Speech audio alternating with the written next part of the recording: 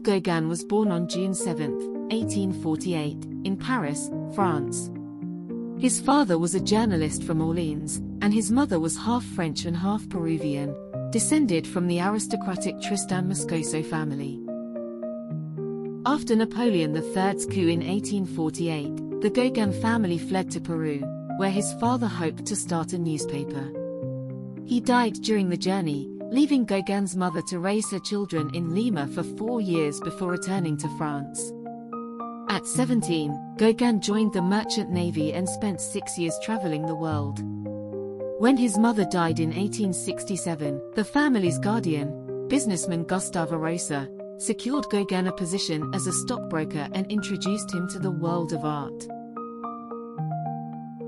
Gauguin married the Danish woman Mette Sophie Gad in 1873, and together they had 5 children. Inspired by Rosa's collection and encouraged by artist friends, Gauguin began painting in his spare time, attending life drawing classes. In the mid-1870s, Gauguin met Camille Pissarro, who became his mentor. His first painting was accepted into the Salon in 1876, and he soon befriended artists like Cézanne, Degas, and Renoir. The collapse of the French stock market in 1882 ended his career in finance, and Gauguin embraced painting full-time. Determined to succeed as an artist, Gauguin devoted himself entirely to his craft. In 1886, he exhibited 19 works at an Impressionist show, but remained overshadowed by others. Seeking simplicity, Gauguin moved to Pont-Aven in Brittany, where he developed a bold new style emphasizing flat planes of color, simplified forms, and symbolic meaning, a style that would inspire younger artists like Émile Bernard. This period marked his departure from Impressionism and the birth of his own visual language. In 1888, Gauguin traveled to Arles at the invitation of Theo van Gogh to work alongside Vincent. Their time together was intense and volatile, culminating in a dramatic confrontation that ended their collaboration. Some historians have speculated that Gauguin played a role in the infamous incident in which Van Gogh lost part of his ear. Returning to Paris, Gauguin became associated with symbolist writers and emerged as a leader of the symbolist movement.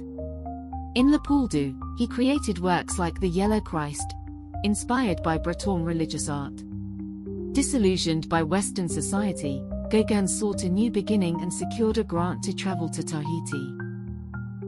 Arriving in 1891, he hoped to find an untouched paradise but instead found a land already changed by colonialism.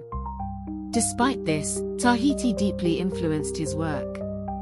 He painted powerful images infused with Polynesian symbolism, such as the spirit of the dead watching, which he painted in 1892.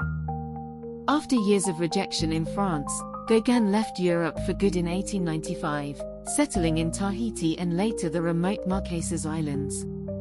There he painted in 1897 his masterpiece, Where Do We Come From? What Are We? Where Are We Going? A haunting reflection on life and death. His time in Polynesia was marked by poverty, illness, and controversy, including relationships with very young Tahitian girls, a dark legacy that shadows his art.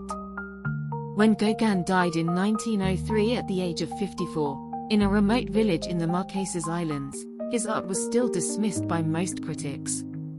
Yet only 3 years later, the Salon d'Automne in Paris exhibited more than 200 of his works, sparking a wave of admiration.